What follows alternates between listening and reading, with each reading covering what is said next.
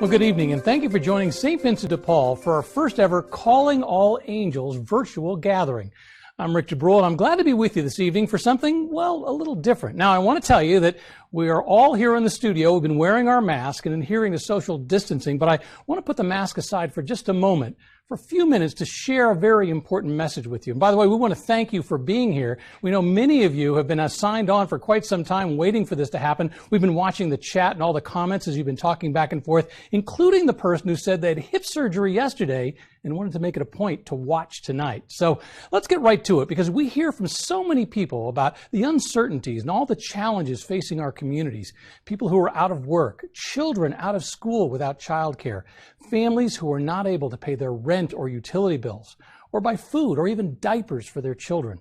Well, hi, Melissa. No pressure here, but I want you to know you're in more than 300 homes across North America right now to talk about the Angels on Call program and your experience. And I want you to start by talking about how is it your family joined this? So we've just texted a link to everybody who's watching right now that will allow them to sign up for the Angels on Call program. If somebody's thinking about it, they're watching this program and they're on the cusp, they're not quite sure what to do, what would you tell them?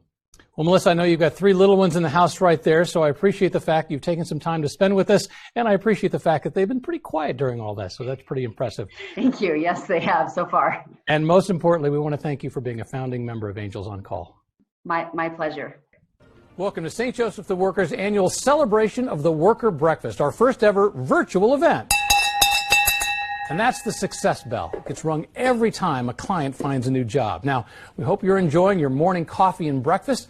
My name is Rick DeBruhl. I've been involved with St. Joseph the Worker for more than 10 years, and I'm honored to be your host for this event. I'd like to thank all of you for joining us this morning as we celebrate our mission, our hardworking clients, and our accomplishments over the past year. Well, to help us better understand just exactly what's going on with the current job market, we have this morning a guy who's really a proven leader in the economic workspace. He's currently the president and CEO of the Greater Phoenix Economic Council, otherwise known as GPEC, one of the longest-standing public-private partnerships. And under his tenure, he's had a pretty impressive run. I mean, he's got more than 74,000 jobs that we've had in the Valley, $11 billion in capital investment, working with 414 companies. You're really viewed as a community leader, and that's why we brought you in to talk about what's going on in the economy. So please welcome Chris Camacho, who once again is with GPEC. And let's start off by talking very briefly about your personal job journey. How did you end up here? Sure, that's more what we need. Yeah, more than just a job. You know, it creates a home, it creates a family, it creates all those other things. Well, Chris Camacho, thanks so much for being here. We greatly appreciate your time. Maria Luigi, thanks for joining us. And let's talk about the primary election. Obviously, it comes on Tuesday. We're still another 95 days out from the general election. So what's interesting? What do people really need to pay attention? We'll start with Maria about this primary election. All right, Brad, I'm not sure where to begin. There's so much news to talk about when it comes to COVID in sports. I guess we should probably talk about, Major League Baseball. I mean, the Diamondbacks had their home opener with no one there. I guess the big question was there any COVID presidents? Because you've got so much going on and within Major League Baseball right now. What's your take on, are we going to get all the way through an actual season, do you think?